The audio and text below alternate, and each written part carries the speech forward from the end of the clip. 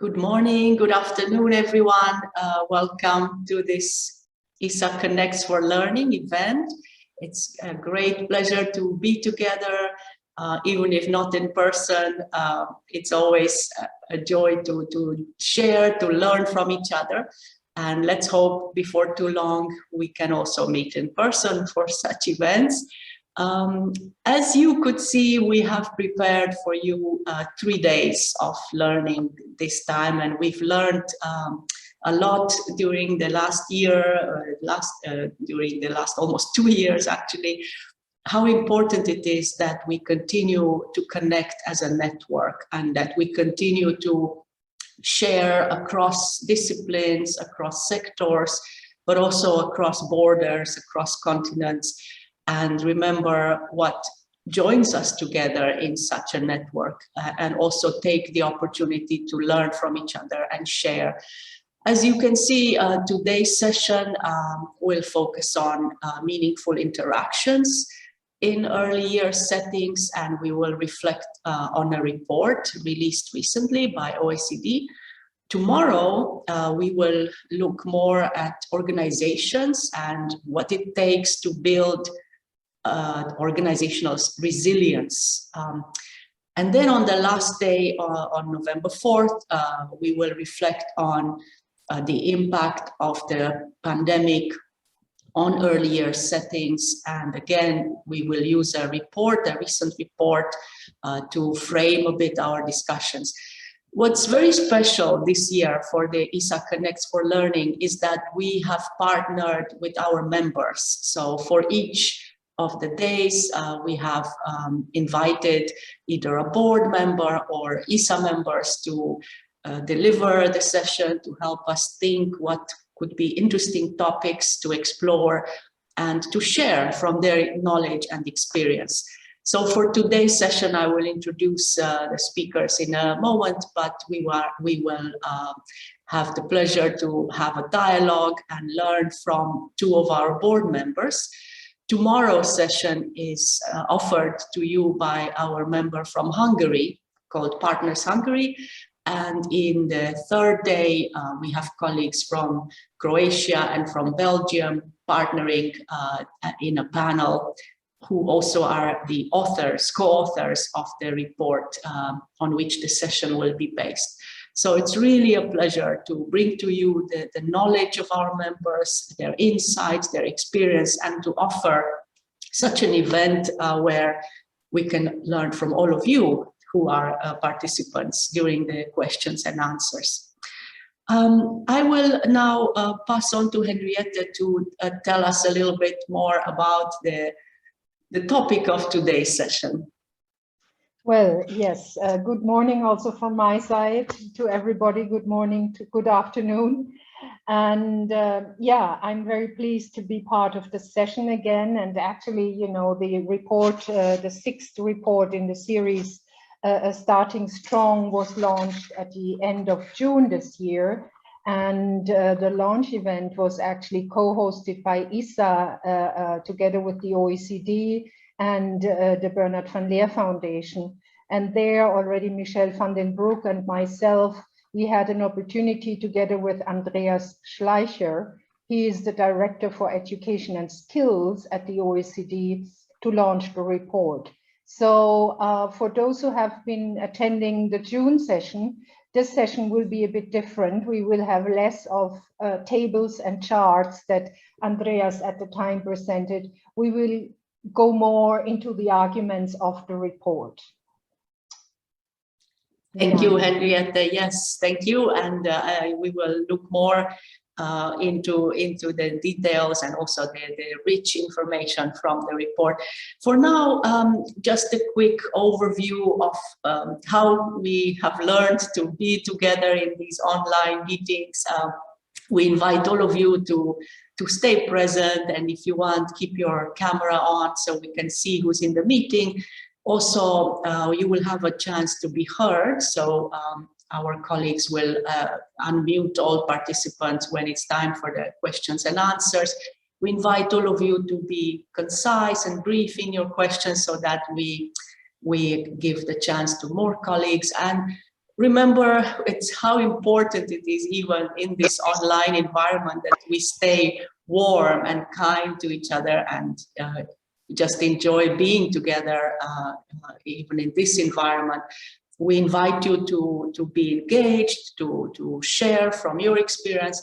And last but not least, with your permission, we are recording this session, so it will be shared with those who cannot attend for whatever reason.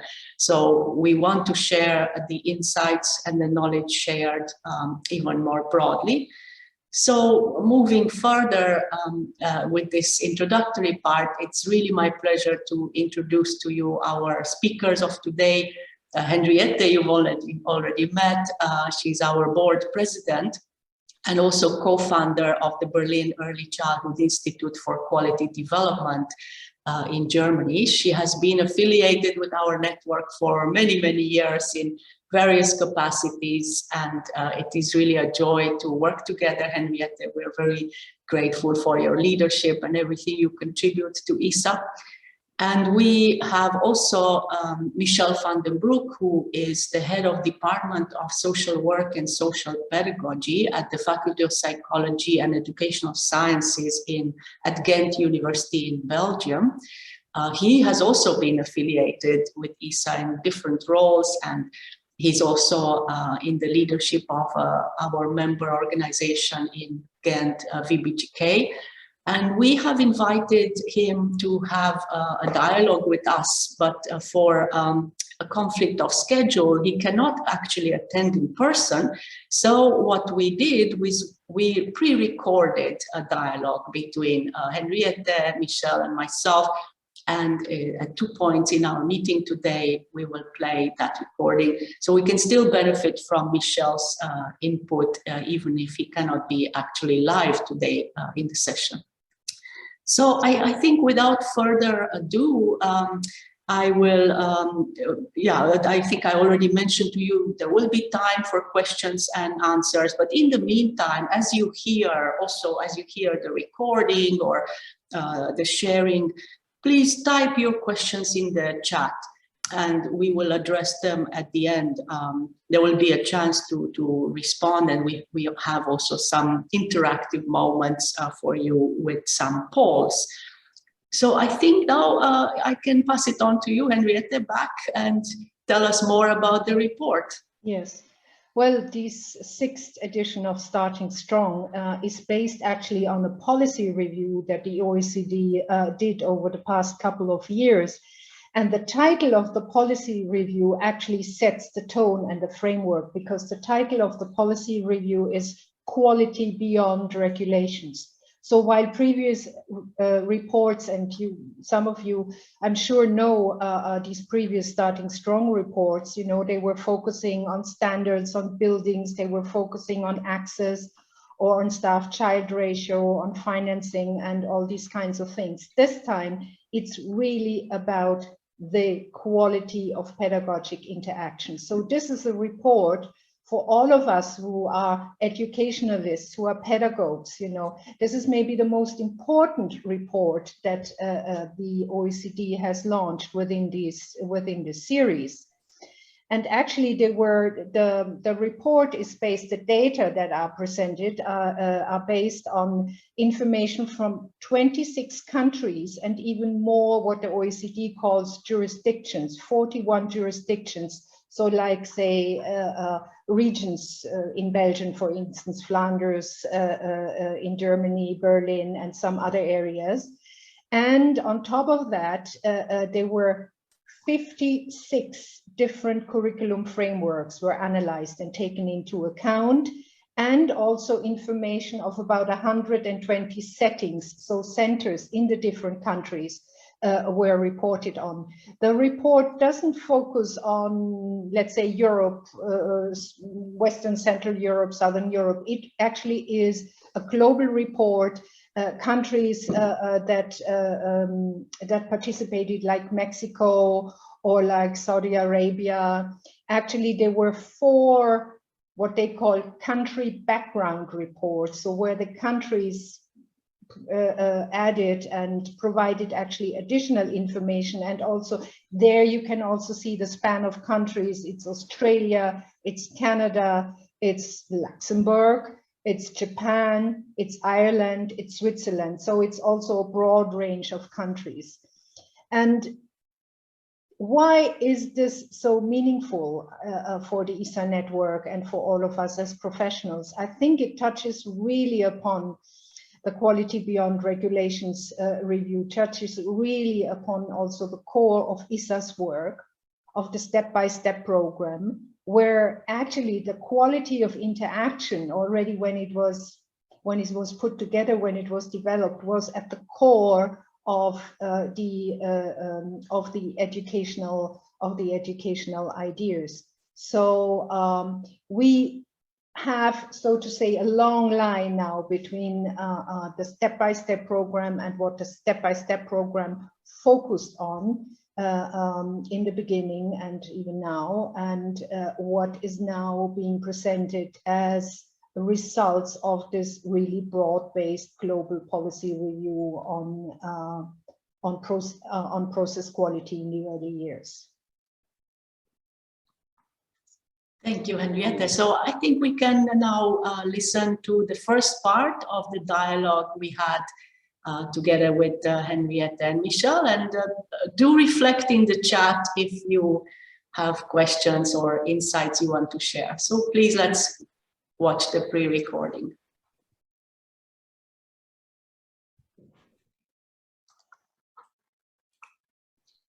It is a pleasure for me to have this dialogue with you, Michelle and Henriette, and a great opportunity to share from your end insights on the report. You both have vast experience in your own country, city, region, but also across Europe. So it will be a great opportunity to discuss this, and I'm sure very interesting for our members and partners.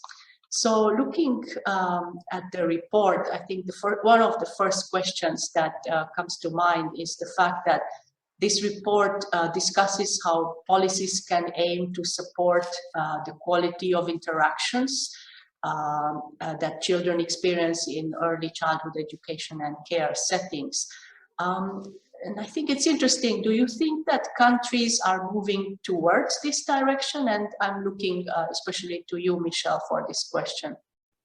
Oh, yes, I do. And I think this report is quite a good example of it, that it focuses now on what is really the core of pedagogical quality, that is the meaningful interactions between adults and children and among children. But there are several signs that point in the direction that policymakers increasingly recognize the educational function of early childhood education. I refer, for instance, to the child guarantee of the European Commission that also points at the issue of educational quality. I point, for instance, at the European Quality Framework that also looks at what are the conditions to realize this quality. And it's not limited to Europe. I see also examples in other continents. However, I think we need to be aware that the progress towards to see the importance of educational quality, that is mostly there in the preschool system, let's say in split system in the 3 to 6 year olds or in the 4 to 6 year olds, and that there's still much room for improvement when it comes to the very young children, to the 0 to 3 or the 0 to 4. I think for the youngest children, there's still a double challenge because they still bear a history of care rather than education. And so there is a double challenge to move from only being concerned of issues of accessibility, which are important issues of accessibility, to look also at issues of quality. And that is, I think, still ongoing. However, I see that especially when it's the youngest children, policymakers tend to still be more inclined to invest in quantity, in the number of places, and not always also in quality. So, but this report is, I think, a good instrument to make people aware that one cannot go without the other. Thank you, Michelle, indeed. And another interesting aspect to explore is the fact that the pedagogical approach is promoted through the curriculum, and it is recognized as one of the most impactful factors on process quality. And one of the findings in the report is that many countries promote the interactive pedagogy, social pedagogy, also developmentally appropriate practices, experiential education. So I'm turning now to Henriette. What would be your reflections concerning these findings in the report? Well, Liana, of course, we can welcome that many countries focus on a constructivist and interactive pedagogy. This is going really into the right direction. But still, on the other hand, we have to say that half of the countries are more focusing on performance-based types of education and academically, let's call it academically orientated types of education in the early years. And hence, by nature, they focus then less on process quality. But the report gives actually ample examples how important process quality is in the early years. And I mean, we in Berlin and also elsewhere in Europe and in Germany, we would say that pedagogy must be focusing on the quality of interactions. And these must include, in my view, several dimensions. And one of the dimensions is we must have a view, we must have an idea about the image of the child as a competent and active learner. Then there should be a holistic approach to learning and to development. It shouldn't be, you know, compartmentalized and being made into bits and pieces. And this is also strongly related to what kind of competencies children should be able to acquire within early education. Then participation actually should be a cross-cutting theme for all actors. So not only within the children population, between the children and adults, but also, for instance, participation of parents. And we will come to that point later. Then a further dimension is diversity and equity, and a shared understanding of how process quality is lived in each interaction. So we are going really into the essence of pedagogy and of what happens on a daily basis in the ECEC Center. And let me just dwell a couple of sentences when it comes to competencies. Which are the competencies that children should acquire? We have here the competency of developing a positive concept of self. Then, of course, the competency of functioning within social groups and to interact respectfully in social groups. Then the whole idea about knowledge competencies, knowledge that children acquire at that age, and competencies, and this is very important in our modern world, that make children realize of how they learn and what they learn. So this would be my most important reflections on questions of which pedagogy and how important that is for curriculum frameworks. Yeah, thank you. That's very, very useful and thought-provoking. And I was really happy to hear that you stress the importance of a shared understanding around quality, which is a key priority for our network. The next question that comes to mind is also around transitions. And these are highlighted in the report as being very important. The challenge is, however, how can curriculum frameworks support transitions and encourage coordination across stages of education? And for this question, I would actually turn back to you again, Henriette, if you don't mind. Yes, yes. Well, I think the report, you know, says that in about 40% of countries that were that responded to the policy questionnaire, you know, 40% of countries and jurisdictions, as they call it, you know, don't have a common curriculum framework for all children from birth until school entry. And actually the report is quite concerned about this, because the report states, and I think completely right, that curriculum frameworks are very powerful tools for alignment and coordination across stages of education. So if there is no curricula or multiple curricula for the same age range, there is of course no alignment, and it can result really in big differences of quality across ages and across settings. And of course, this makes then for children transition to primary school much more challenging. So what we would like to see actually in order to ease transitions for children is that curriculum frameworks share at the conceptual level the definition of competencies that all children should acquire, what I had mentioned before. Then curriculum goals should be not defined as learning outcomes for children, but they should be defined as requirements for professional practice.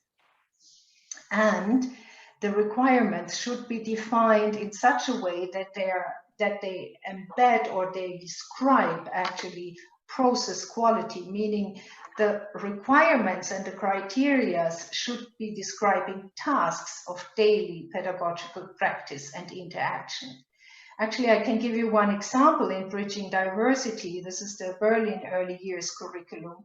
We defined the following requirements for professional practice in areas such as managing daily routines, learning through exploration and projects, creating motivating spaces and surroundings, then undertaking resource-oriented, and I would underline this, resource-oriented observation of children, so not deficit-oriented, but resource-oriented observation, and document also activities. Then there's a whole area around managing and accompanying transitions of children from home to the center, within the center, from center to school. There's also a description of requirements for professional practice when it comes to early intervention and the integration of children with disabilities, or the building cooperation and partnership with parents. And all these task areas and requirements for professional practice are monitored and evaluated on an ongoing basis. And this is part of the ongoing program quality development in the centers. And this could actually also form a basis for curriculum frameworks for all the age groups. Mm-hmm. And according to the report, some countries have integrated curricula for children in all ages, while others have separate curricula for different age groups. So what are the advantages of having integrated curricula, and how can countries who have separate curricula enhance alignment and support quality for all ages? And for this, Michelle, if you would like to share your insights. Mm-hmm. Yes, Henriette already touched upon important aspects of this issue, and luckily there's a growing awareness that the split system, the separate curricula that, well, many countries have, I would say majority of countries according to the report, that this split system generates quite a lot of problems. And we all know these problems: lower qualifications for those who work with the youngest children, lower accessibility because of lack of places for the youngest children compared to the preschool that is more universal, that is more an idea of an entitlement, poorer working conditions for those who work with the youngest children. And so these are typically for these split systems. But from the content and from the issue of quality and meaningful interactions, I think that especially the danger of these separate curricula is that the youngest children bear a history of care for working mothers. That's their legacy, that's their history, and they're still bearing that history, meaning that there is a focus on care, but there is probably a lack of educational support.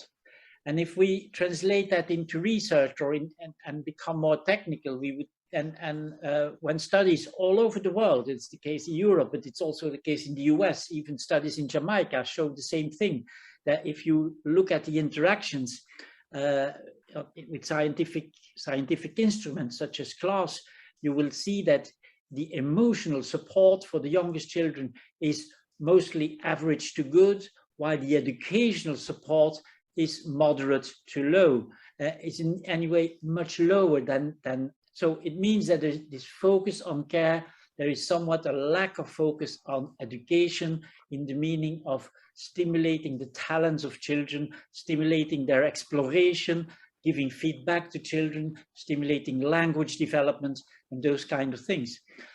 But on the other side, in the preschool curriculum is very much, well, I would say a schoolified curriculum. I would say a curriculum that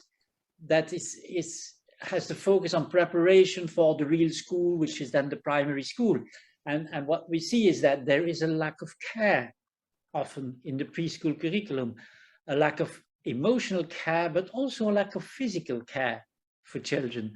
And so this is the real issue of the separated curricula, is that there is not a comprehensive, holistic view on children's need in which mind and body are taken care of together. So this is what we label as the educare concept, where there is learning in care and where there is care in learning, and these are not considered as two separate things. So I think this is really a challenge for the upcoming years to come up with a pedagogy for the 2 to 5 year olds, where education and care are really integrated. We too often see in separated curricula that the oldest children in the youngest section are bored, while the youngest children in the older section lack the care. So a pedagogical concept of educare for, we could say, the 2 to 5 year old, or even the 0 to 6 year old, is what we need to work on. But I think the good news is that there's an increasing political awareness that this is an issue, and I see it in many countries. I see it in the Netherlands, where on the ground you have the integrated child centers, the ISSA, like the Dutch label them, where toddlers and preschoolers are together in experimental groups.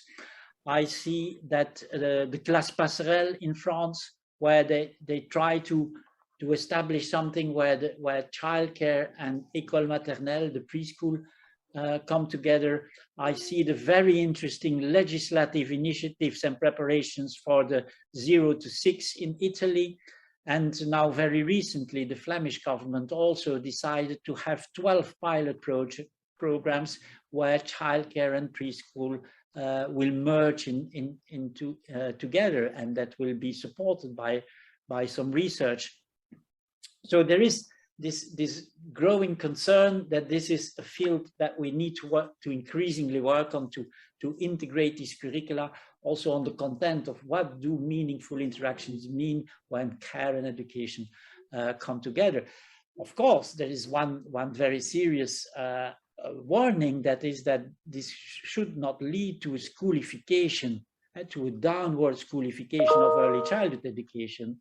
And I think that the preschool can learn a lot from childcare just as well as childcare can learn a lot from preschool.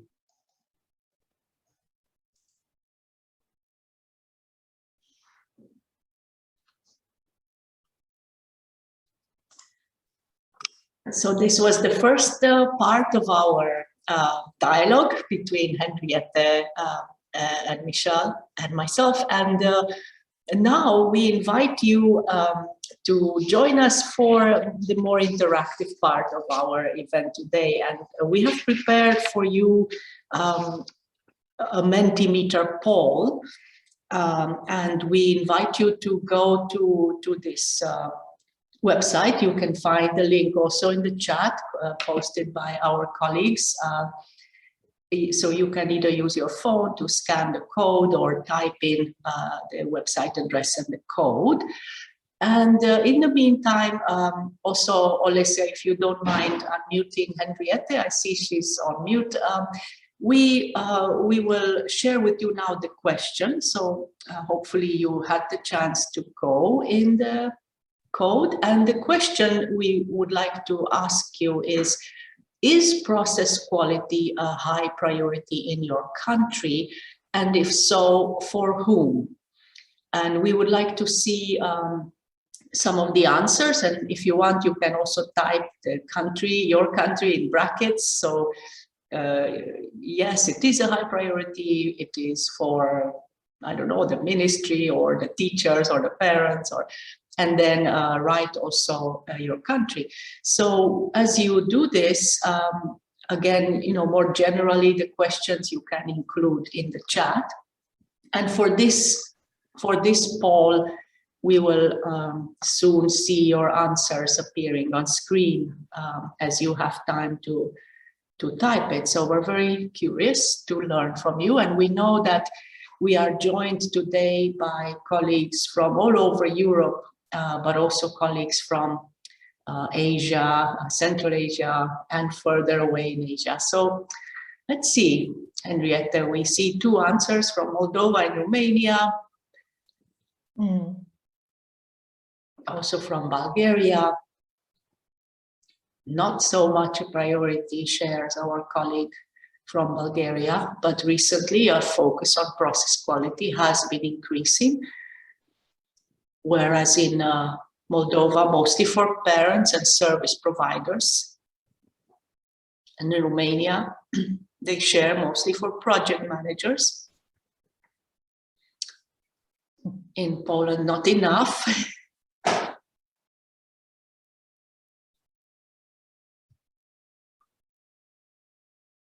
In the Netherlands, colleagues share it depends more on individuals.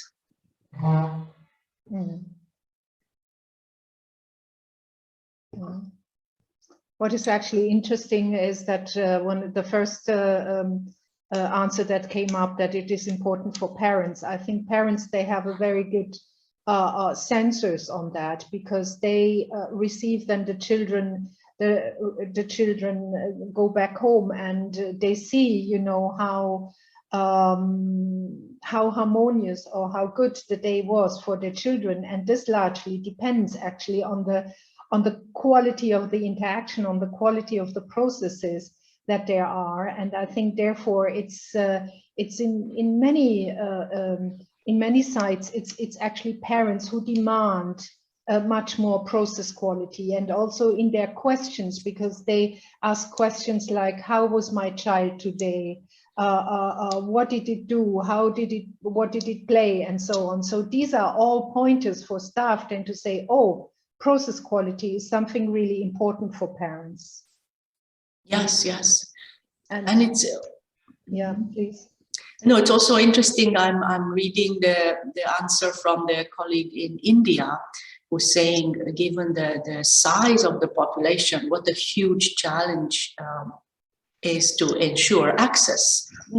So as Michelle was reflecting, of course, access is important, and ideally it would go hand in hand with quality. And actually, we see really a very, very broad answers, and in saying, quality is not a concern, or it's not process quality is not a concern, or it's not important enough at the policy level. And on the other hand, we see that there are good steps into the right direction, because it says process quality, if teachers and educators have already that view that process quality is important, actually this is the first step to really focus and develop more process quality, because people need to be aware that there is something like the quality of interaction, and that it makes a difference how interactions are being created and are being lived on a daily basis. And I think this is the starting point really for the educators and for the practitioners to actually move forward and define for themselves, for their center, together with their colleague, what for them process quality means, and how they can make sure that all of their colleagues are actually also using that type of tools, of methods of interaction, of talking to children, of communicating with children. So not this kind of monologue, monodirectional type of things, but really be in a dialogue with children. So there are so many small aspects to defining, to actually creating process quality. And I'm sure that could be everywhere, that could be done, as long as the professionals get together and think about it, what for them better quality of interactions with the children mean. Mm-hmm. Yes, yes, and we also have some insights from colleagues in Flanders, in Belgium, for instance, confirming also Michelle's point about not enough for the children under 3 and the very young children. Also interesting, the colleague from the US focusing on the home visiting field and the importance there as well, the quality of interactions with parents and children. So we already have a good number of answers and responses. So thank you so much to all the colleagues from various countries. So unless you have other insight, Henriette, we could move to the next question. But if there is any other remark you wish to make on this question? Yeah, there was a response from the Netherlands saying it's not so much a policy, it depends more on the individual. So it depends more on the people who work in the service and how they then create really meaningful interactions between the children, between the children and the adults and so on. I think this is then really an area where on the next round of defining, curriculum frameworks, to actually bring this as a concept into the debate, and then also and then actually have a debate also with policymakers and with the different actors within the whole system to say what does it mean for us? Is it just a technical term? It shouldn't be a technical term. So I think there is then the next step should be, okay, if we have an opportunity to define our curriculum frameworks, this should be part of this. This should be part of the discussion and of the conversation we are having with the different actors. Yes, thank you.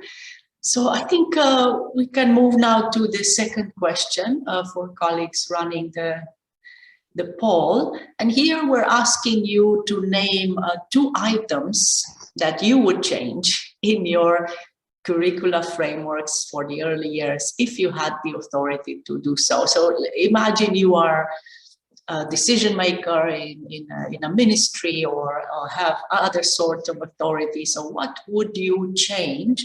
And here you can type a few words. Again, we will scroll the answers the same way on the screen. And we're curious as to what you think should be the most important thing to change.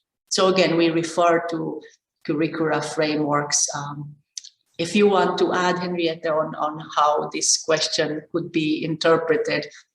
Yeah, we had an idea about saying, well, those of you who are in countries with split systems, that you would like to, do away with the split system and have actually one framework for all children, from birth to school entry. Something like that was in our mind when we thought about this question.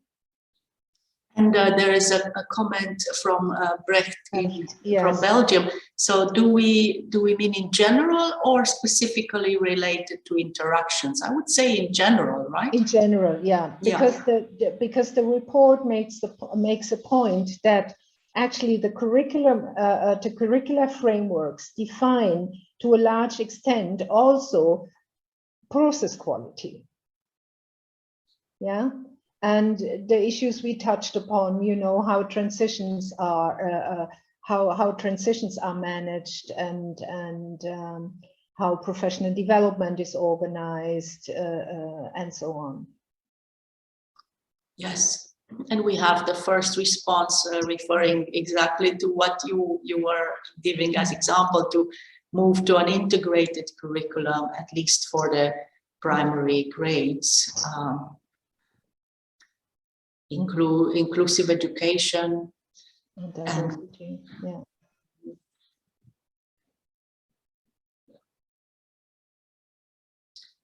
Again, moving away from the split system for Bulgaria, and the second to introduce standards and an increased focus on child development in all its aspects. Mm.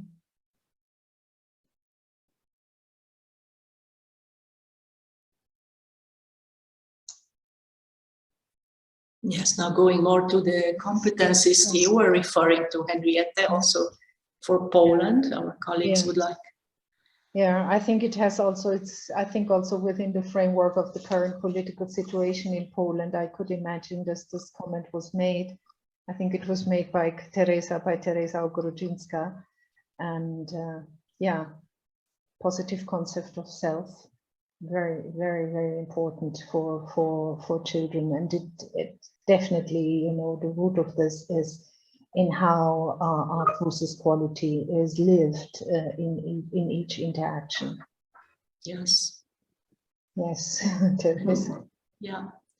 And in today's world, also another comment from a colleague, attention to multilingualism. It's now an issue facing all countries. Aligning the curricula in Flanders, in Belgium.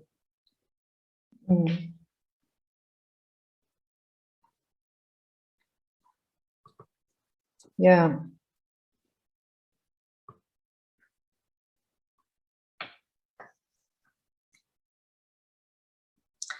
So and I can also comment on make it more holistic and not so academic focused. So it's again this tension between social pedagogy types of education and more outcome oriented early education. And unfortunately, particularly when it comes to the older age group, the 3 to 6, we see a lot of this, because this idea of preschool, of preparation for school, is so ingrained within the minds of people, and it's so much in the tradition that that it's really, really very difficult to overcome this. And I'm sure in some countries it will take your continued efforts to really change the mindset there. Exactly. I was just thinking that all these answers are part of all advocacy efforts that our members and we as a network do in a country, but also in a continent, in our case for Europe, Central Asia. So it really is, as you said, we are, our job is not done. We still have a lot to change, so that we make sure there is a focus on process quality and curricular frameworks that support this. I'm actually quite yeah, that's really, I mean, quite interesting that in many of the answers come up also focus on diversity. I mean, as our societies become more and more and more diverse, and that's, I think, not only true for Western Europe with all kinds of migration processes, but also in countries, in other countries. I mean, have a focus on diversity, and it could be cultural diversity, but it's also other diversities. And the whole issue around inclusion is, of course, also very, very important. Yes, it is interesting indeed to see also the common challenges in various parts of the world. Yeah. And of course, I mean, when we look at, you know, what would we change, and if some of the answers say, you know, I mean, there have been alignment between the curricula for the younger and for the older. There's this on that area, there needs to be alignment, but then there needs also be alignment around services and who is responsible for services. And in my experience, this is often a very, very difficult part to tackle, because the structure, the social service structure, is so ingrained that hardly any of those who run the service are inclined to actually rethink and say, from a more practical and efficiency kind of point of view, it would be better to actually have aligned services and don't have these split systems. But there is more than to be tackled than just, you know, at the level of the curriculum framework, but very much also on the level of how do we organize our service structure. Yes, yes. And before, with your permission, Henriette, before we move to listening to the second and last part of the pre-recording with Michelle, we could take a couple of minutes if any of the participants would like to come on camera and mic, yes, to reflect on this question, on the what you would change in the curriculum framework. So raise your hand with that button, and our colleagues can then unmute, or type in the chat that you would like to say a few words. So please, we can hear from other colleagues, from, yes, your opinion on this. Well, who raises their hand?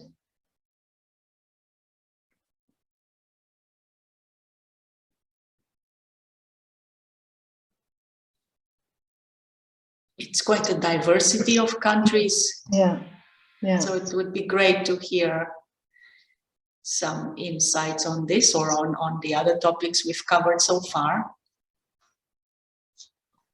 It looks like colleagues are shy. Oh, there's a question, a hand raised from Varsha. Varsha. Yes, yes, you are unmuted. You can speak now. You are unmuted. Thank you so much. It's been a pleasure listening. I just wanted to share that my interest is disability. So that's why all that on inclusive education. And we believe very, very strongly that should start at the very beginning. And therefore, early childhood care becomes extremely important. So if we have inclusion at that point, then children also grow up more tolerant. They also grow up with children who are atypical, and then we have a more inclusive society. So that would be the first thing that I would like to change, that we include teacher training, we include parent education, and we include also inclusive classes. Yes, and you come from India, I understood from the comments you shared. Yeah, but this, I think this is a challenge in all countries, I would say. Henriette, do you agree? Absolutely. I mean, and also we see countries that are already in the process of changing this, because on the basis of the adaptation of the, I think it was a UN, it was it was a UN decision, you know, that schools should be made more inclusive. And some countries, this process has already started of actually including children in the regular service structure. And definitely it has actually started. This process has started here in Berlin, and actually we say here that it's that each center must be prepared, let's say, if a child wants to go to the center to actually receive this child. Now you might say that not really all children with all kinds of disabilities can actually be included in the regular service structure, but one would be surprised to see that it's really many children, and we have only like specialized places for severely handicapped children, and they are around 120 or so. But all the rest of the children with minor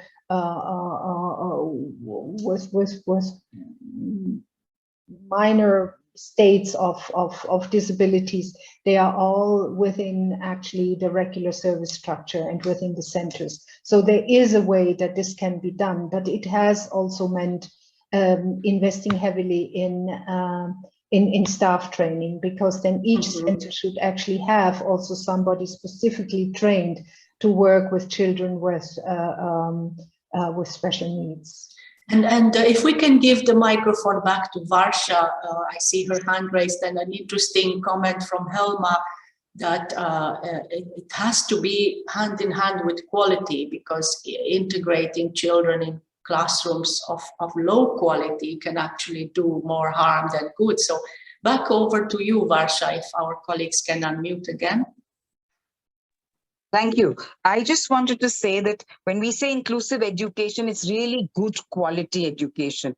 I belong to an NGO, a non-government, not-for-profit called ADAPT, which is Able Disabled All People Together. And our chairperson, Dr. Mithu Lur, has been, providing services for 50 years. And we had this action research project with UNICEF, where we set up inclusive nurseries in the slums of Dharavi, which of course, as everyone knows, is the largest slum in Asia. And it just took very little of training of people, of women from the community who were trained as inclusive teachers. And I cannot explain the difference it made in the community. It was not only the children, it was the families, it was the community around who then became inclusive. It's that little bit that we need to start. And quality comes with inclusive education, because you are trained then to address diversity.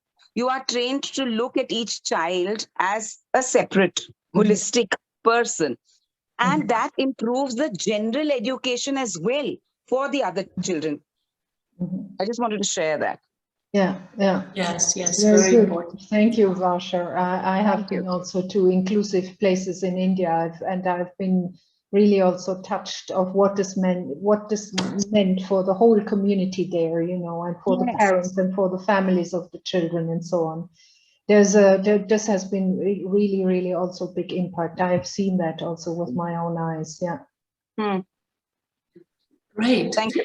Thank you for sharing. So I think we could go now to, thank you to all those colleagues who answered the polls so far. And now we can go back to listening to the second part of the recording. This one will be shorter, and then we'll come back for more interactive part and question and answers. Actually, the second part will be longer. The longer? Oh, sorry, but interesting. Also interesting. Okay. Let's start.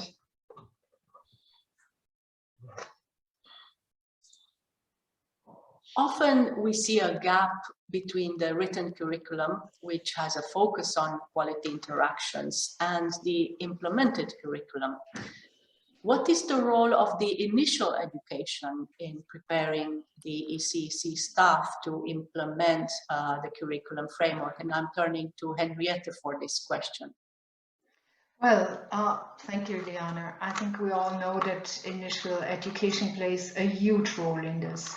However, and we can see this time and again, and we also see this in Berlin, that often at the policy level, those responsible for the ECEC service and those responsible for initial training operate from different departments. And often we see there that there is no or very little cooperation and very little alignment. So here again, the key term alignment is important. However, I don't want to dwell on these rather negative aspects of not working together and having their continuum. I want to talk a bit about a new development that we have seen over the last 5 to 10 years, that initial education is not taking place only in college alone, but is blended with practical work in ECEC centers. And the model there is 2 days for theoretical training in the college and 3 days in the center, so they have work-based training. So within this framework, of course, the center, the ECEC provisions, they assume more and more the role of an initial training center. And how did this come about in Germany? This came about because there's a huge lack of staff. And policymakers were trying to find methods, they were trying to find strategies of making access to the profession easier. And this is why they have invented this a form of blended learning between theoretical and practical. And it allows actually trainees to almost immediately apply the written curriculum to their everyday practice and to real life situations with children and other staff. But in order to make the most of this form of blended initial education, I think the structures in the centers need to be really revised, and new structures need to come in place in order to assist the trainees in their day-to-day practice, because we see that the trained professional has hardly any time to also follow up with the trainee, and help to always, after situations, to critically reflect their own practices and their experiences on an ongoing basis. So we see actually different professional figures coming up within the EC centers, and the ECEC staff need to assume roles of mentors, of coaches, of training advisors. And also within this very close form of initial training, actually what needs to take place is that the ECEC center and the training college must really closely cooperate together, because otherwise the trainee actually, and we have seen this also in the very beginning when structures were still not in place, these trainees actually, they also get lost a little bit. How big is this phenomena actually? It's quite huge in Berlin at the moment, because up to a third of the workforce in any center may consist of staff that is in that kind of blended initial training. So it's really a new phenomena, and it's really gaining ground.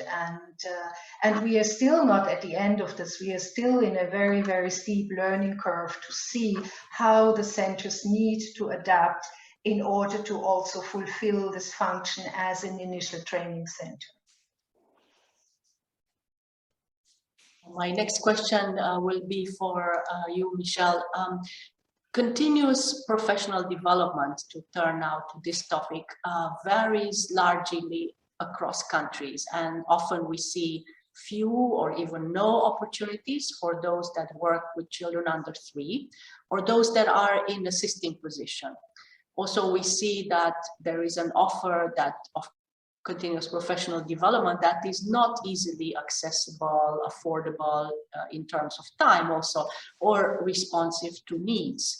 So the question is, what can policies do to better support professional development for the profession?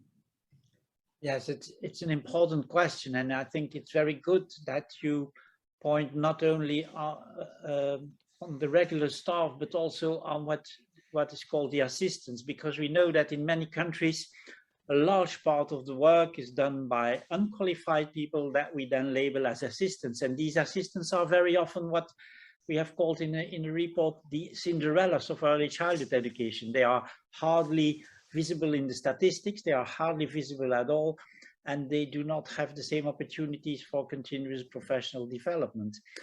And well, in general, it's important to say that you cannot take care well of children if you don't take care of those who do the work. And continuous professional development is really core to taking care of the professionals. Of course, we, as Henriette pointed out, that many countries face a lack of professionals. There is a shortage in most caring functions, and early childhood care and education is not an exception to that. So there is there is a move towards having unqualified people that are then trained while at work in these blended situations of learning, which means that the distinction between initial learning and continuous professional development becomes blurred. It's not two separate worlds anymore. What is increasingly important in that, and the OECD report strongly makes that point, and very rightly so. What is increasingly important is the alignment, as Henriette already said, the current thread, the alignment between curriculum, initial training, coaching, monitoring, inspection. That this whole line is transparent and is inspired by the same concept of what is quality, what is process quality, what are meaningful interactions, what is it, what really matters for children. And the report mentions Flanders as an interesting example, because that was indeed what was done in the MEMO-Q project, the measuring and monitoring quality, where a framework on a vision on what is quality, what constitutes quality, what do we as a society find important in early childhood education, so that curriculum, that vision is aligned with a scientific measurement instrument, but also a self-assessment instrument that enables continuous professional development, and that is also used by the monitorate and the inspection. So there is a strong alignment, a strong vision all through the line. Of course, that does not mean that Flanders is the paradise of early childhood education. Far from it, because we really face a lack of initial training. We know from experience that, and also from research in many different parts of the world, that problems with the initial training can be compensated by continuous professional development, but it can only be done in certain conditions. It's no use of thinking that if you have only low qualified staff, that you can solve that problem by sending your staff one day a year to a course. That will not change anything. That can raise awareness or sensibility about an issue, for instance, multilingualism, to make people aware that multilingualism is an issue, but it will not change their behavior towards children. Therefore, you need continuous, meaning long duration, active participation, on the job, coaching for a sustained period of time in order to expect behavioral change and reflection. So that refers to the working conditions and to what we have called in a previous study and the core study for the European Commission on competences, that competence requirements, what we have called the competence system. And a system it's not just a matter of having competent individuals who take care of the children. It's also the working conditions, meaning, for instance, child-free hours to do this professional development, to do the reflection, to document what one is doing and to reflect on that. So the initial training is quite important, but the continuous professional development is equally important, because finally people end up doing what their colleagues do rather than what they learned in school eventually. So it's not a matter of either pre-service or in service. I think they are both matter, and the alignment of both is increasingly important as we are facing these shortages of staff and the blurred systems of workplace learning. Yes, thank you, Michel. And you already referred to the working conditions. And in addition, we also have the situation that this is seen, the profession is seen as a low status female job on top of that. So what do you think can be some steps to address this? Yes, this is indeed a major problem, that the shortage of staff also has to do with that bearing that legacy of the history where child care was seen as a female job, something that mothers naturally do, and therefore you don't need a diploma and you don't need a good salary because it's from the heart and not. So all this kind of discourse from, let's say, from the early 19th century that are still persisting in the present. So it is important, I think, to step out of this gendered idea of care as a female function or as something women naturally do, and to really see it as a profession.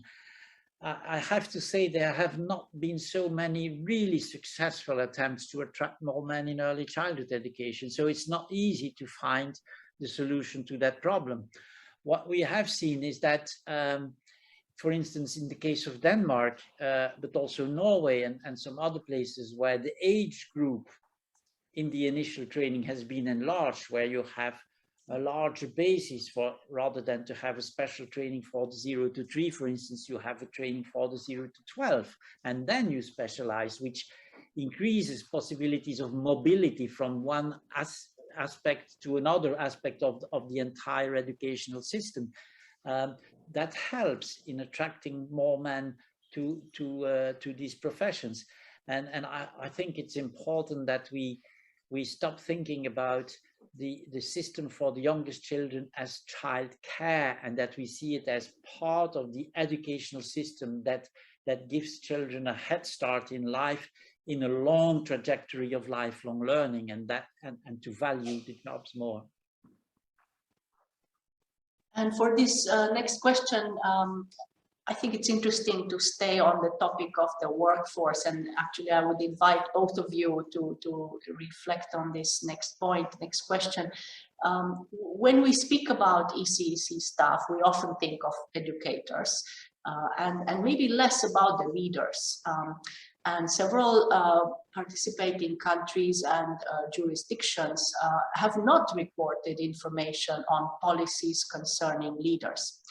Do you think that the issue of leadership in the ECEC sector actually deserves more attention? And what could policies do to make the most of leadership? Well, I mean, there is absolutely a full-fledged yes that leadership issues should and deserve actually much more attention. When I came into the sector, it was actually leaders were selected because they had a long professional career. They had a lot of experiences in working with children. And this actually at the time was felt that this qualifies them as leaders. And I think the systems are now much more complex, and ECEC centers have taken on many more roles, so that there has to be more attention on leadership and on training of leaderships. I mean, leaders are actually very essential parts of competence systems, as Michelle already referred to the competence systems earlier.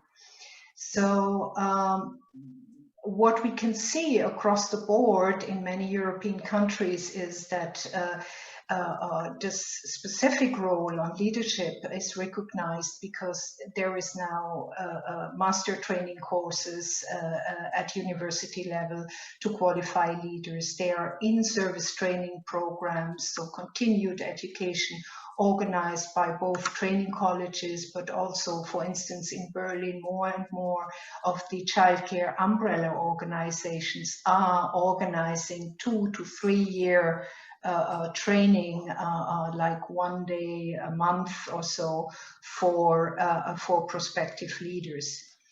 But still, I mean, despite all these efforts to have training, specific training for future leaders in early childhood education, there is still a huge need to increase their training capacities, offers, make them more also tailor-made to the work requirements of the people who already work in the job. And it is also, I mean, leaders need to be more qualified, because as I explained earlier, if centers now become also sites for initial training and the education of adults, then there are many more tasks now that leaders have to fulfill. Then we can see that more and more projects with funding, with additional funding, are available for the sector. So ECEC leaders also need to have some knowledge about project management, about project strategies, and so on. And there is also, I think, overall in a number of countries, there is also this phenomenon that ECEC centers are turning actually into family centers. So they are taking on board other, not only the younger children, but also their older siblings, their parents, and so on. So all of this has greatly increased the responsibilities of leaders, and therefore they need specific training for that. And what I've not mentioned even is the increased responsibilities of leaders regarding quality development, monitoring, self-assessment, and all these kinds of things. So there is definitely more investment needed in the training of leaders in ECEC. Yeah, I couldn't agree more, and I can only reinforce what you said, Henriette. I think that well, we started our conversation by saying that policymakers and the whole sector, early childhood sector, has become more and more aware of the educational importance of the early years, but also of the social function of early childhood education. And during the COVID pandemic, we have been increasingly aware of the role of these institutions, the societal role of these institutions. And that has come with an increasing complexity of the tasks of the leaders, who have to take up much more tasks than in the past, when it was purely an economic function of care for working mothers. But I'm afraid that the training and the support for the leaders has not really followed yet that evolution. So there is really a need of rethinking the concept of what leadership means and how we need to support and prepare our leaders to these complex societal tasks. And we have referred to many aspects of that complexity. It's the competent system, or the system quality. That means to create the conditions in which those who do the work with the children and the parents, how they can grow in their work, how they can reflect, how they can build a team, how they can, between care and education, develop a common language, the common understanding of children. That is really a pedagogical task of the leader. It's about workplace learning. Childcare centers, early childhood centers become learning places. They become schools at the same time. So the leader is also a teacher.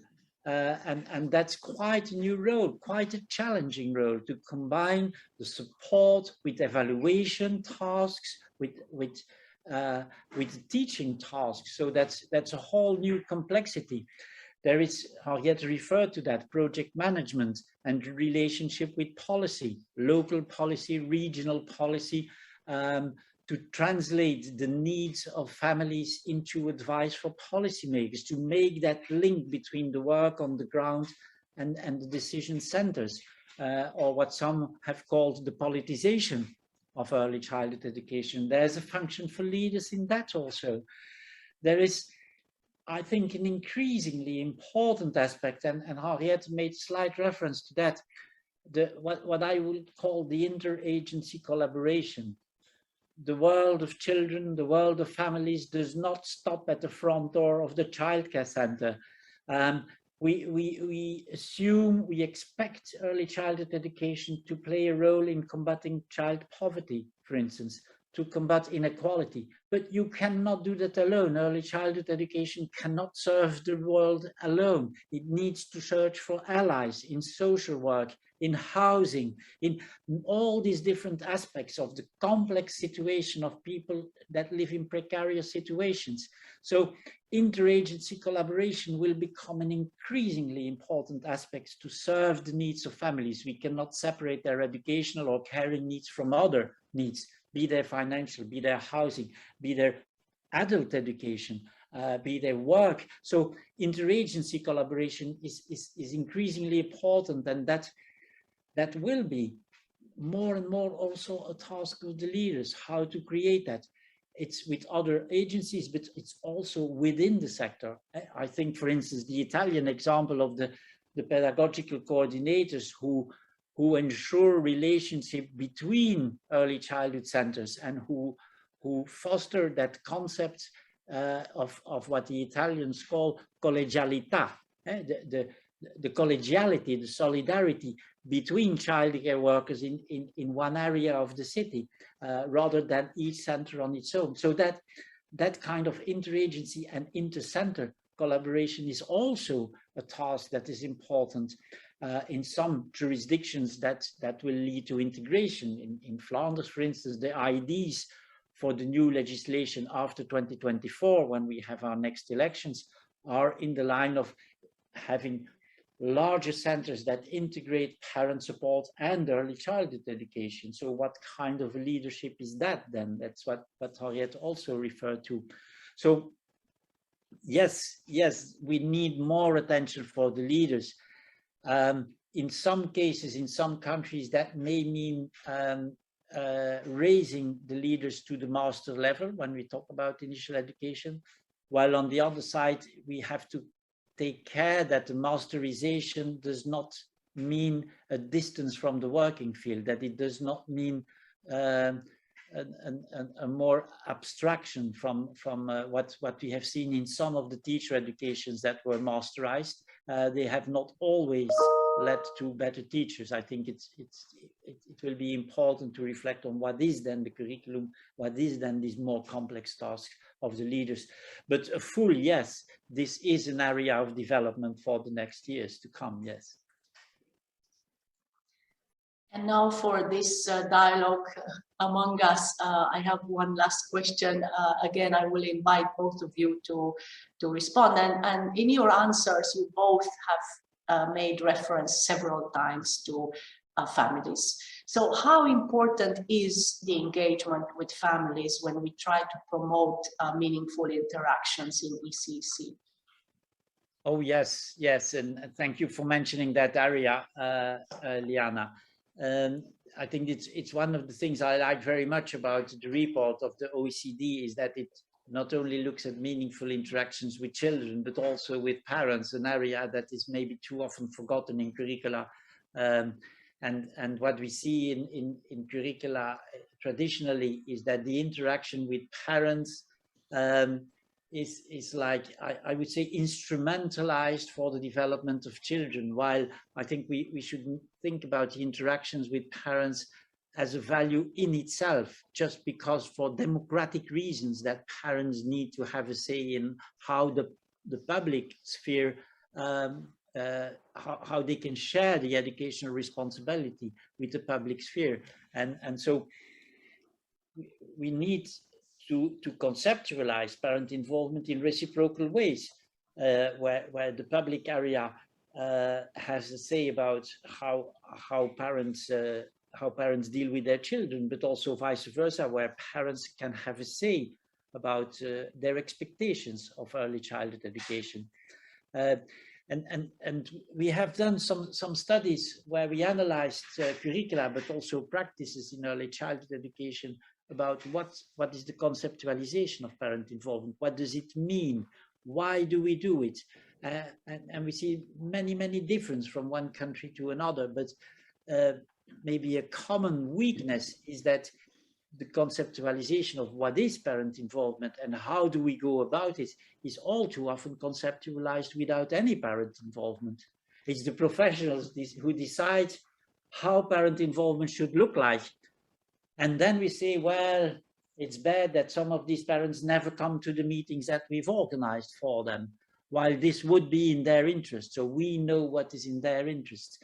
So I really think we should come to this reciprocity, even when the relations are sometimes very unequal. We still would like to go to more reciprocity. And one of the difficulties, I think one of the very difficulties is that the report says that it's very much absent from the monitoring instruments. that are used in most jurisdictions and most countries. And we in Flanders have included that in the monitoring instrument, but it's extremely difficult. And I am not sure that we have done a really good job in how we did it, because you cannot observe it. It's much more, it's not in the visible things, and maybe the essential of the relation, the parent-professional relation, is what you cannot observe, is what is in the feelings of the people and the intentions and how they are taken into account. So there is some need for further reflection on how to monitor that, I think, yes. Well, yeah, let me jump in, Michelle, there. Indeed, I agree with you. It's actually very, very difficult to monitor, even though in Flanders and also we in Germany, in Berlin in particular, we have parental engagement as part of the quality requirements. And but what we have done is actually we have made this actually a required part when it comes to self-assessment of staff and when it comes to external monitoring. So when it comes to self-assessment, when staff is engaged actually in discussing how they interact with parents, how they cooperate with parents, they usually have a questionnaire, and we have provided them a questionnaire, and actually this questionnaire is also in several languages. It's in more than 10 languages, so that we don't include the voices of those who don't speak well German or has German as their first language. And they are asked, you know, how they view certain things in the service. And then actually it's also part of the external monitoring. And there it depends really on the agency that conducts the external monitoring. Some do questionnaires again, others do focus group with parents, and or also individual interviews with parents. So we have there already quite some instruments, let's say, of involving parents actively. And I couldn't agree more with you of saying, you know, it's for democratic reasons we really need to involve parents in this. And of course, we say, you know, parents are the first educators of their children. So we have to have parents here within the picture. And actually, we have in Bridging Diversity, we have defined 3 basic requirements, and they are then embedded also in several criteria. But let me just mention the requirements that we have. We say actually that staff needs to build and maintain partnership with parents, and that based on mutual recognition. And we have actually training for staff. We have developed training for staff. Reflect on what it means to mutually recognize each other as an ECE staff and as parent of a child. And this is, of course, aimed to build really trusting relationships, because what we have seen from interviews, particularly with parents whose first language is not German, you know, that sometimes they lack the trust. And therefore, this is the very first thing. If they trust their child into the center, they have to trust the people that are looking after their children each day. And as a second requirement, we say that the staff needs to ensure that their work with children is really done transparently. So they have to inform the parents about the life in the center. They have to use adequate documentation methods and practices in order to show the parents what is going on in the center. And then the third thing that is very important, that links very nicely also with that, for democratic reasons we need to involve parents, is that parents should be involved in important issues concerning the ECEC Center. And this is not only laid down in a policy framework at the regional level, you know, within our federal system, the regional level, but it's also laid down in the national level. So each and everybody in early childhood education and care needs to be aware that parents should be involved and need to be involved in important issues concerning the care of their children.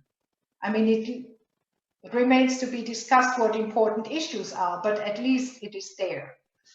And this is really very, very important.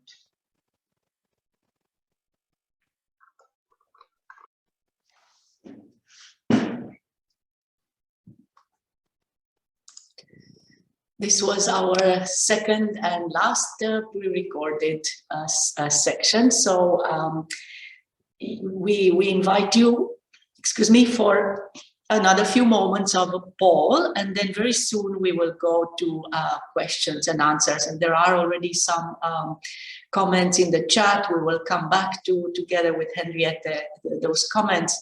And we invite more of you to come in on screen. But for now, let's go quickly to the Menti poll one more time, and we stay on the topic of the workforce. And if you have had the chance to go to the link, it's also in the chat.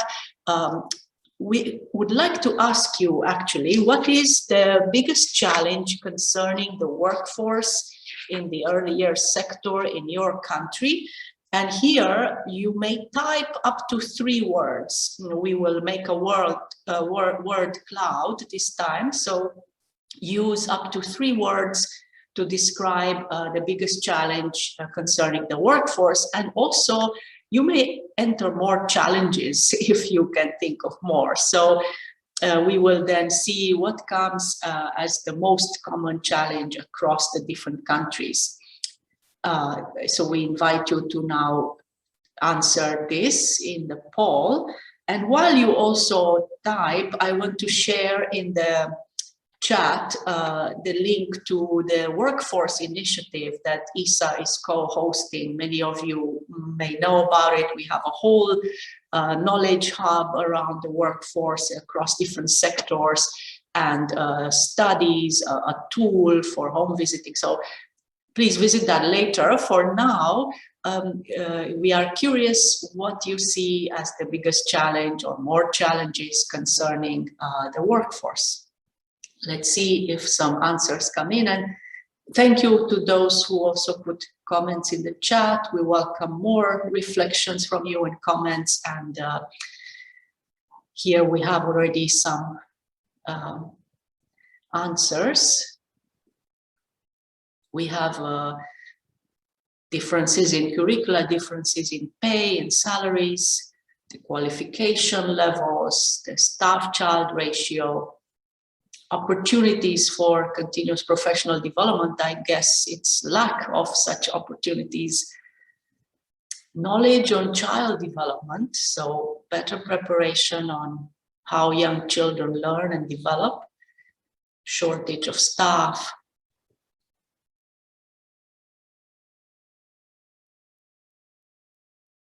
low payment, the lack of attractiveness for the profession. This is also what Michelle was referring to. The ratio seems to be mentioned a couple of times. Child-teacher ratio.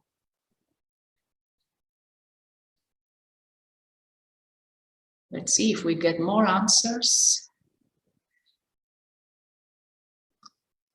Managers versus leaders. So this was also a comment raised by Helma in the chat, where she referred to the need of having pedagogical leadership. So especially in a market-driven sector where the early years centers are private, the leaders tend to look more towards profit and not take their pedagogical leadership seriously enough.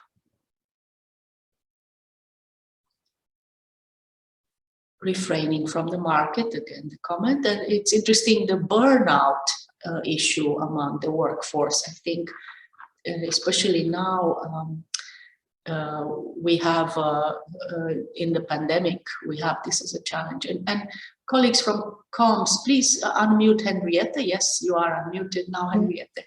Yes.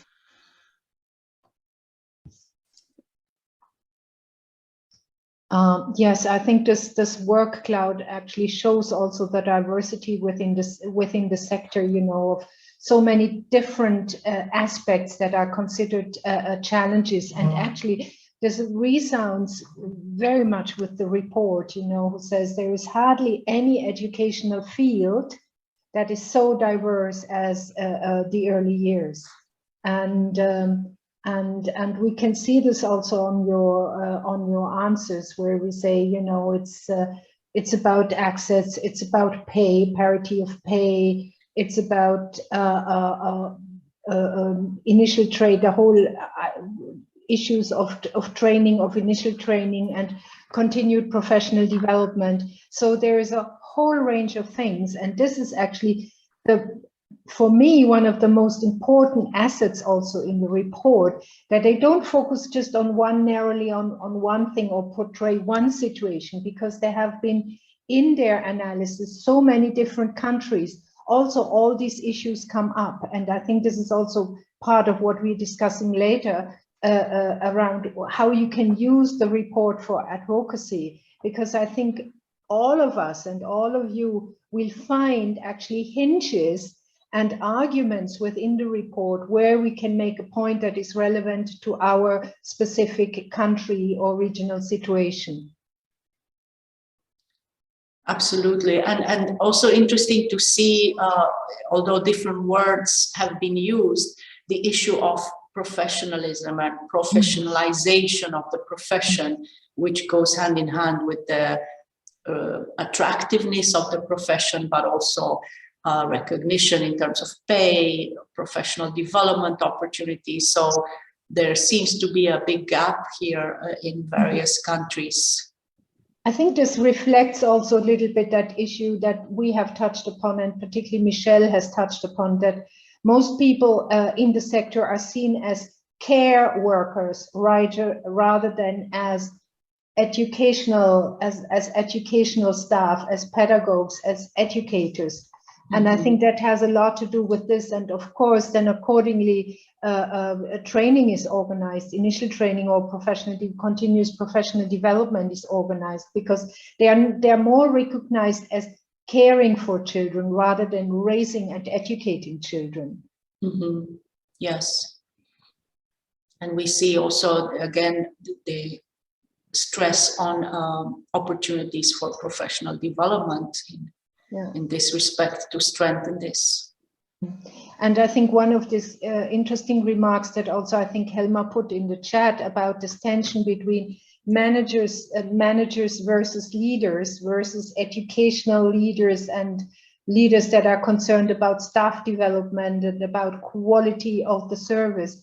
I think that has in the Netherlands, actually, the services for 0 to 4 are basically in the private sector. So the providers are usually the owners, the owners of the organization, of the agency, and they see themselves more as maybe as economic managers, more focusing on how can the books be balanced, how do I not make a loss and I make a small profit in order to reinvest then in the service. And this is actually a very interesting point of just as one aspect that that they are privately run and they have hardly any state subsidy actually, or state funding, state contribution. So their mindset is very different from a service that has not these kind of challenges of saying, well,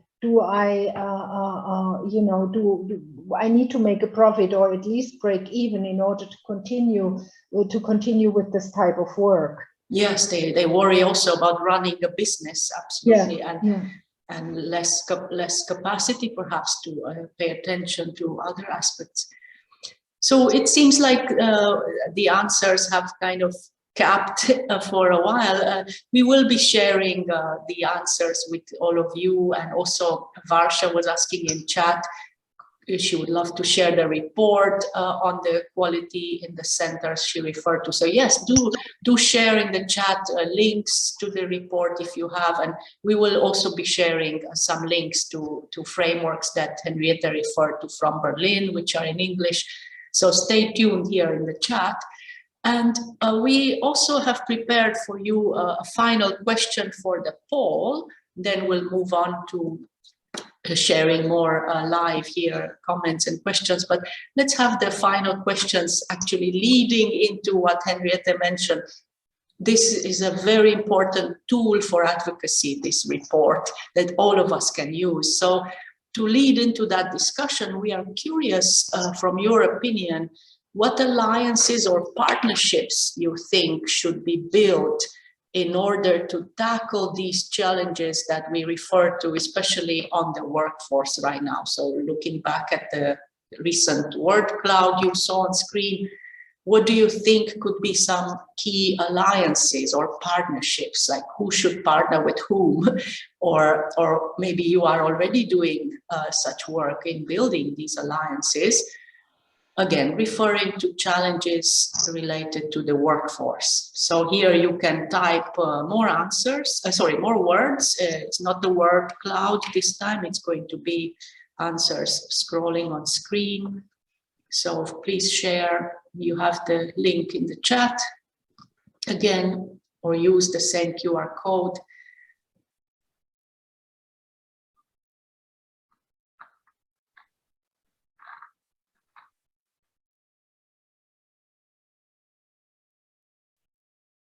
Yes, and as Liana mentioned, we are quite sure that you're already into.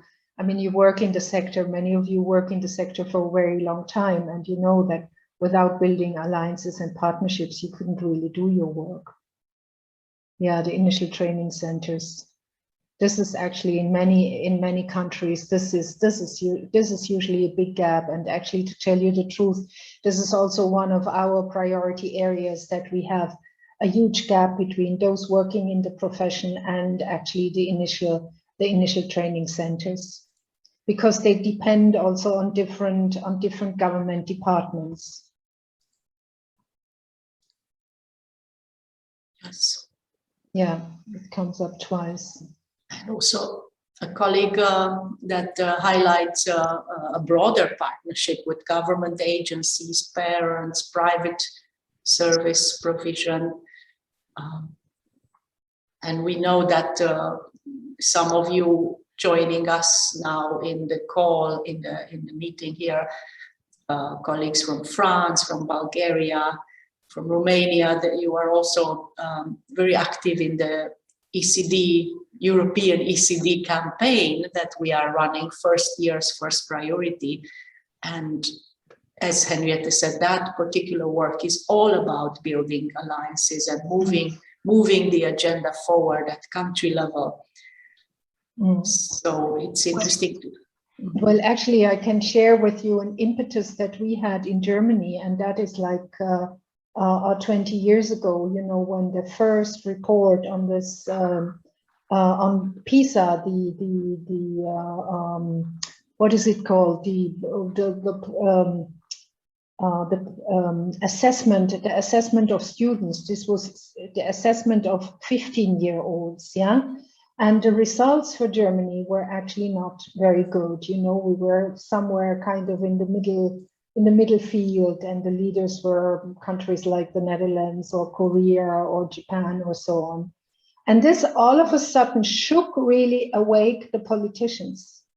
And it said, oh, well, we want to be, you know, our economic performance is at stake if we don't invest in education, and not only in education at the school level, at the primary school level, but already at the preschool level. And that one report, this program of international student assessment, this is the abbreviation for this is the long name for PISA. This actually turned really the whole sector around. And we, working in education, we didn't have to open the doors. The doors were really wide open. So maybe you can find also such a policy situation, you know, that allows you to start discussing things around early education. Okay. So here the teacher training institutions come really up a lot.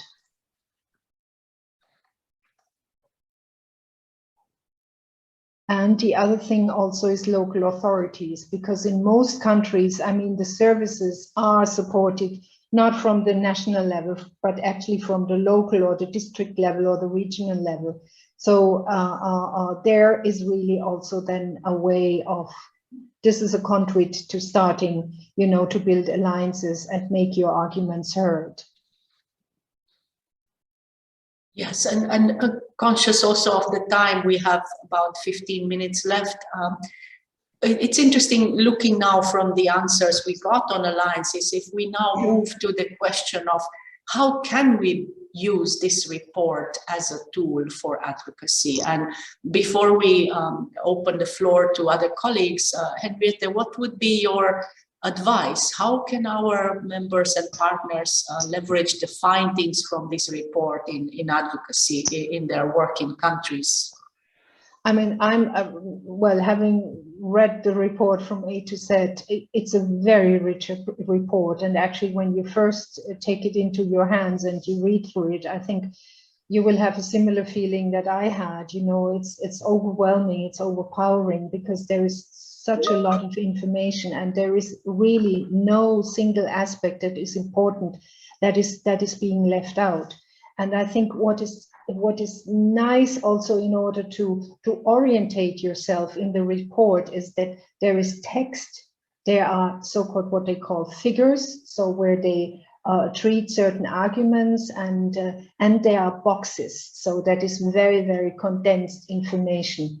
And I think you should go actually through the list of the figures and of the boxes and see, you know, what are the arguments that you are most interested in or you want to use for your next advocacy strategies, and then actually build it from there. So you might not have to read the report from A to Z, but actually focus on those areas you are most interested in using the arguments of the report for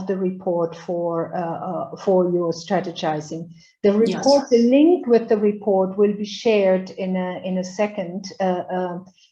We will put the link for the report in the chat, and I think it's also somewhere already on the ISSA website, if I'm not mistaken. We do, and our colleagues will share soon the recording of the launch webinar. There was a launch event in June, I think, that we co-hosted, and you can listen to that recording as well. You will have this recording, but also the actual link to the report very soon. We will share some other links that you can download from the chat, but also when we will share the recording of this event, a whole list of useful links. Because we don't have so much time left, we would love to hear from you, the participants. So our colleagues will unmute everyone, so you can come in as you wish to talk either about how you have used already some of the findings, or you plan to, or in general sharing questions, comments on what we've discussed so far. And if you have useful links, do share them in the chat as well. So let's open, yes. One comment, it's a very practically orientated report. So it's not theoretical, it's not heavy in the sense of being, you know, you can hardly understand what is written there. So it's very hands-on, and it shows really what are the drivers that that make things possible, and what are areas that impede certain developments to happen. So you can really take a lot out of this for your own argumentation. It's a wonderful tool, I must say. Yes, we urge all of you to have a look and see how you can use it. So let's see if there are colleagues who want to come in. Raise your hand or simply unmute yourself and share comments, questions. Use the chat also and share any links you have. I'm going to share also a link to the European campaign I referred to a bit earlier. So speaking of advocacy, if you would like to see how we engage in advocacy at the European level, but also some of our members in countries that are part of this as a pilot. We have shared the requirements and criteria from Berlin that Henriette referred to. You will access that in English. Mm-hmm. And don't worry if you cannot save everything. We will share a list of useful links to everyone who attended and the recording.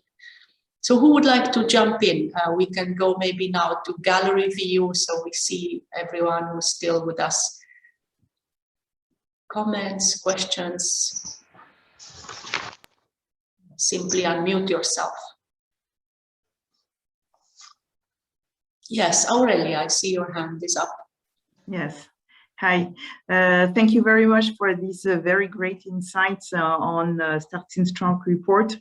Actually, on our side in France, that's been actually a report that in which the arguments have been really very useful in our work within our organization, because we truly believe that process quality is the core element to enhance ECEC settings.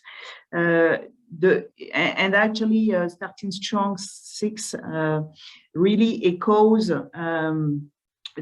a research action that we have developed in France before the COVID-19, before the pandemic, and for which we will have the results fairly soon. That's a research action on psychosocial skills, and which has been really focusing on how on the workforce development on one hand, and also on supporting a responsive relationship between the professionals and the child. And the idea was really to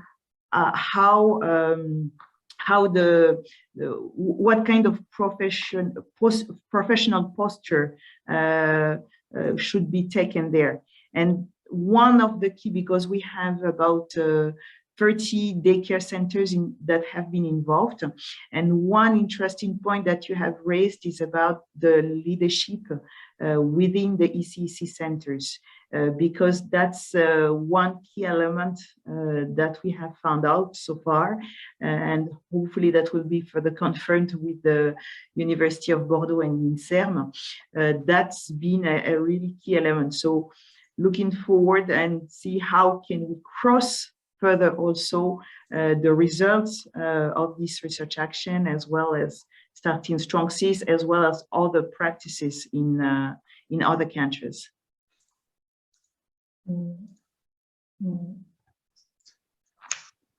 Thank you, Aurelia. So other comments on the challenges to use the report for advocacy, or other of the arguments that we have raised from the report? I mean, we could actually make a whole, seminar series on the report, really, and so rich it is.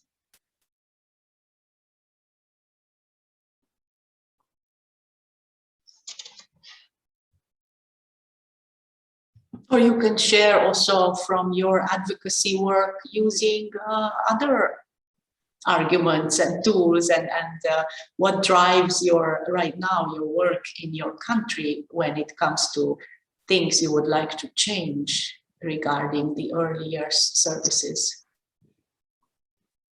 It's also an opportunity to learn across countries, across continents. Mm-hmm.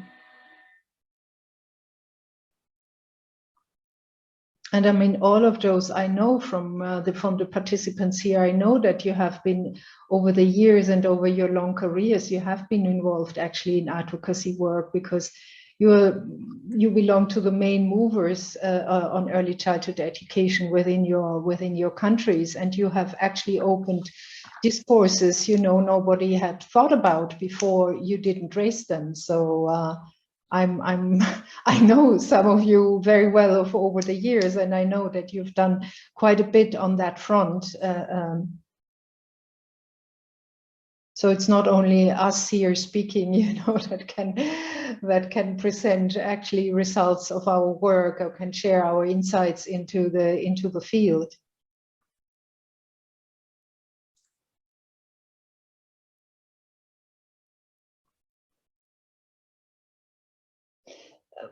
Well, maybe then let me, sorry, my microphone is not working. Okay, Helma, let's see what Helma is writing. My microphone is not, but interesting development is that we are developing a master studies in ECEC, working with teacher training. Okay, working with teacher training institutions across the board from 0 to actually 12. So yeah. This is really interesting. So this refers also to your earlier comment that we need more educational leaders in the sector rather than these managers that look after the economic side of things. Yeah, yeah. Yeah, and as I had mentioned in the pre-recorded session, that is something that we see actually in many countries now, particularly those countries that have joined the Bologna process, and that you have this, let's say, split tertiary education now with bachelor and master. And we see a lot of this now happening, and this is really, really benefiting the sector because people can do a bachelor in early childhood education, and then after some years of professional experience, go on and do a master's degree on leading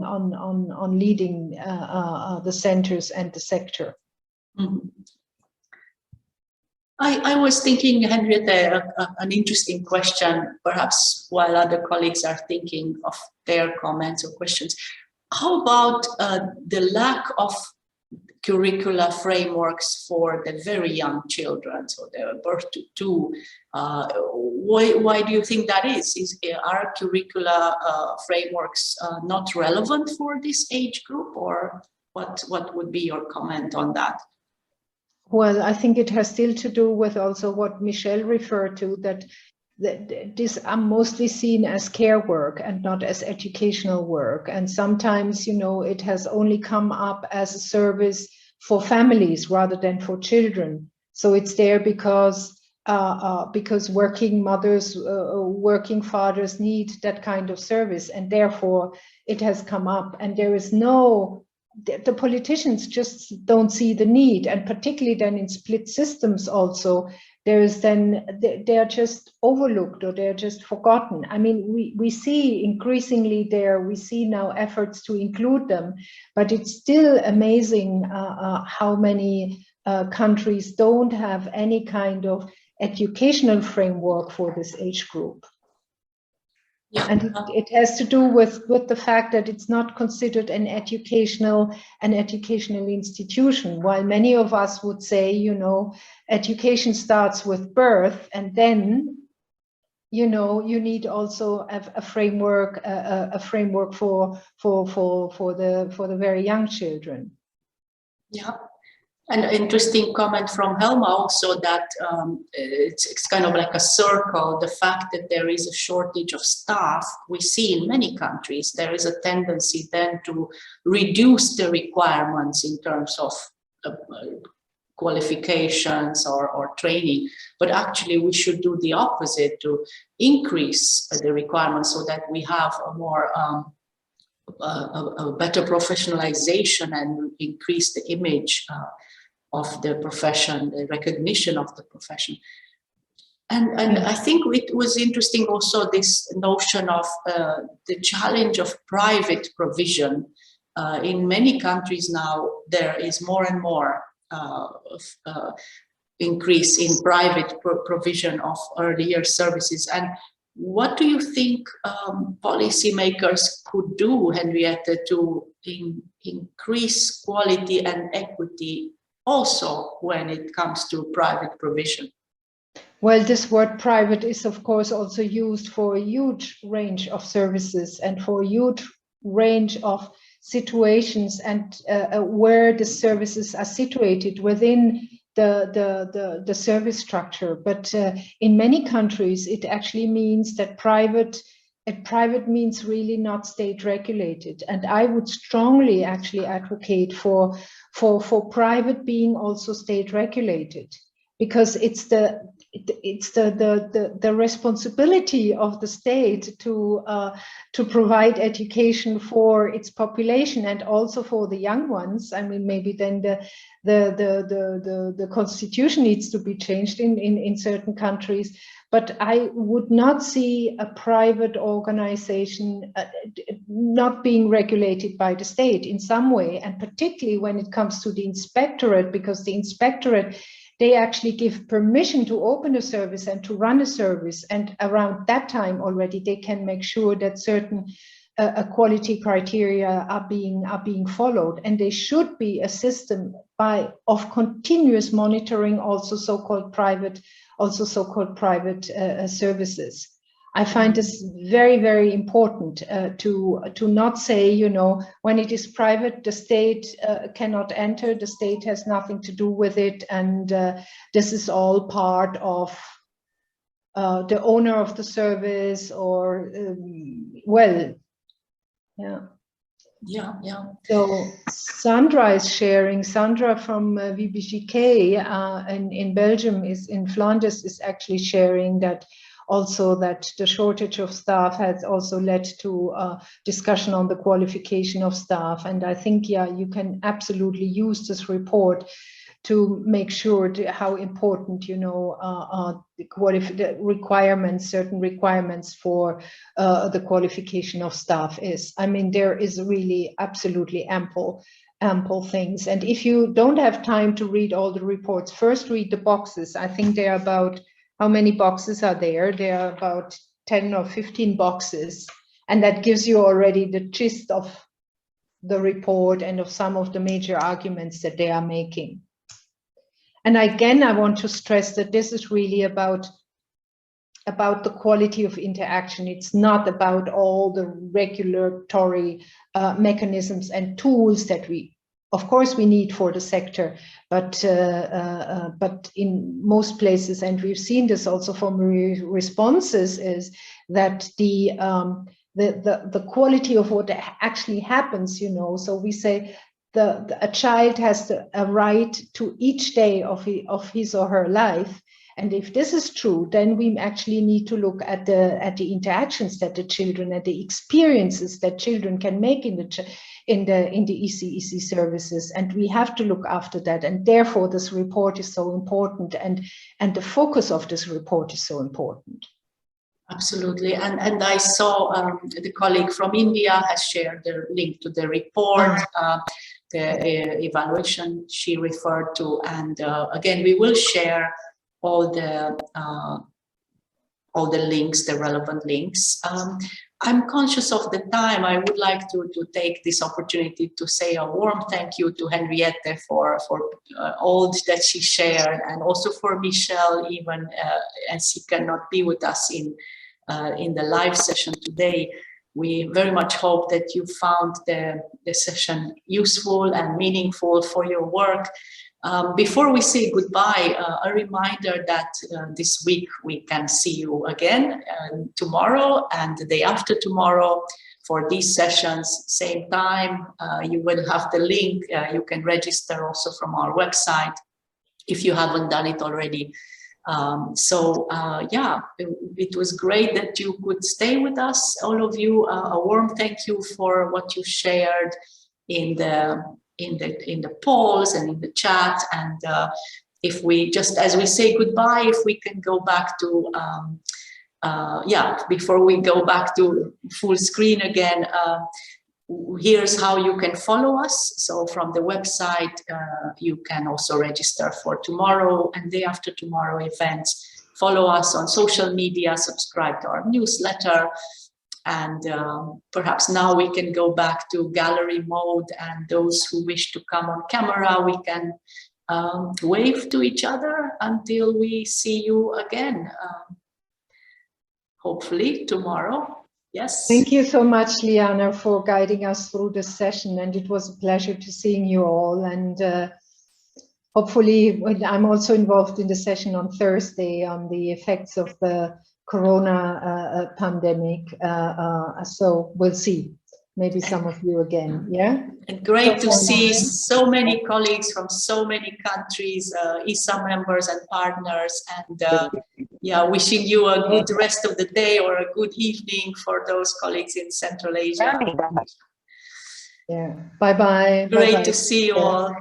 Bye-bye. Thank you so much. See you tomorrow. Till tomorrow. Thank you for joining. Bye. Bye-bye.